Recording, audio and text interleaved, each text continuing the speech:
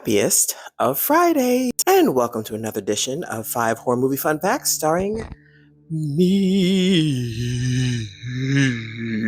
So today's movie, I could have split up into 5 facts about two very specific things. Either either special effects or the fact that the Weinstein brothers are trash. I opted to take a little from column A and a little from column B, so let's get into it. Today's movie, Mimic, 1997. Fun fact number 1. So if this is your favorite Guillermo del Toro film, I regret to inform you that he has disowned this movie. Not because he didn't like it, but because of his clashes with the Weinstein brothers. See, Guillermo had a specific vision that he wanted to put out. This movie was adapted from a short story by... Wait, hold on. Okay, so this movie was adapted from a short story written by Donald A. Wollheim.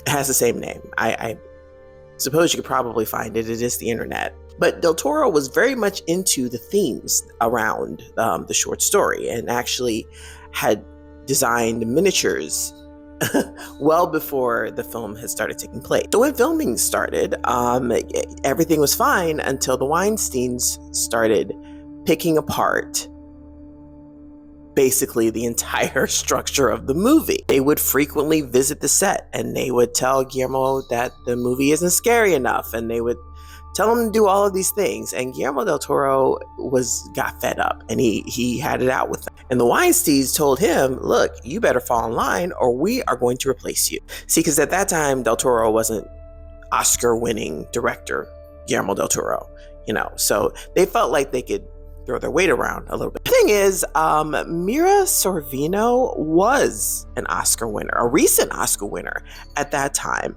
And her appearance in the movie was going to be the big pull. So she told them, if you replace him, I'm bouncing. Add to that, Quentin Tarantino was her boyfriend and he supported her in that decision. So the Weinstein said, fine, we'll let him do what he wants, but we get final say on the edit. They basically ended up cutting this movie to ribbons. And as a result, the theatrical version deviates a great deal from Del Toro's original vision. So much so that it's actually on the 2017's list in The Telegraph entitled Harvey Scissorhands, 6 Films Ruined by Harvey Weinstein. Moving on. Fun fact number 2. So Del Toro's horrible treatment while making this movie did not happen in a void, as it were. Word about it spread through Hollywood, and some of Del Toro's friends, like James Cameron, had a problem with it. So much so that at the 1998 Academy Awards, James Cameron, who had just won for Titanic, got into a little miff with Harvey Weinstein about. He said, and I quote, "Harvey came up glad-handing me, talking about how great they were for the artist, and I just read him chapter and verse about how great I thought he was for the artist based on my friend Del Toro's experience." And that led to an altercation. A physical one, apparently. He almost hit him upside the head with his Oscar.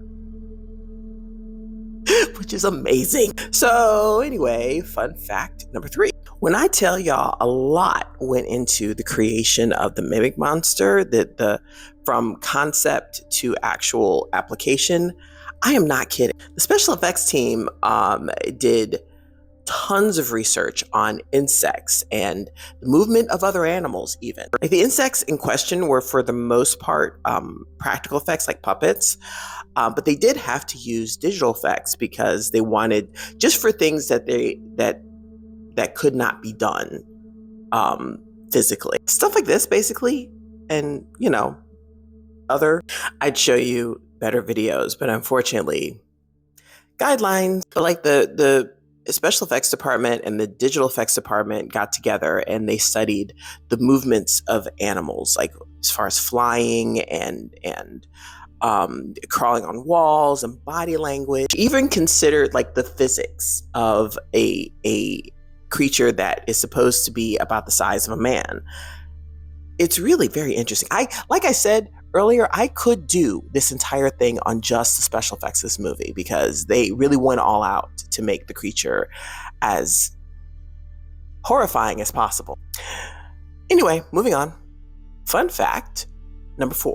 Okay, so Del Toro originally wanted Andre Breyer to play the role of Dr. Mann. Part of his vision was that at the end of the movie, he wanted to show unity between the races, basically. Pierre Sorvino, Andre Breyer, and I forget who plays Chewie, a Latino child. He wanted to show, he wanted that to be a symbolism for the future of mankind coming together. But the Weinsteins said no, because they believed that America was not ready to see an interracial family. So the role went to Jeremy Northam. This is in 1997, guys. And finally, fun fact number 5. There is an alternative ending to this film. The original ending of this film was supposed to be where the insects weren't eradicated. The idea was supposed to be that Susan, Peter, and Chewie escape the bugs and they meet on a subway train. And then as they, I guess, collectively hug, Chewie starts to hear clicking all around them, signifying that they had become a part of the population of humans that are around them. Yeah, way scarier, I feel, than the original. But yeah, it is what it is. Del Toro went on and had a modestly successful career after this movie, so it all worked out. And that's it for today's 5 horror movie fun facts. Join me again next week when I shall have another. Okay, bye.